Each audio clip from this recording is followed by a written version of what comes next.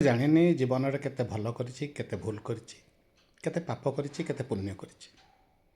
କିନ୍ତୁ ସବୁ ହିସାବ ତୁମ ପାଖରେ।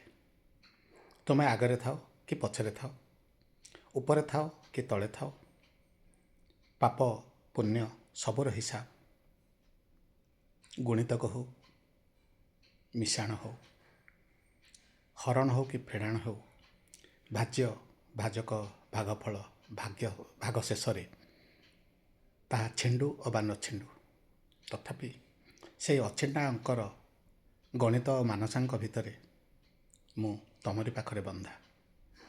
ଦଣ୍ଡ ତୁମେ ଦେବ, କାରଣ ମୋ ମୂଲ୍ୟାୟନ, ମୋ ପାପ ପୁଣ୍ୟର ହିସାବ ଯଦି ତୁମ ପାଖରେ।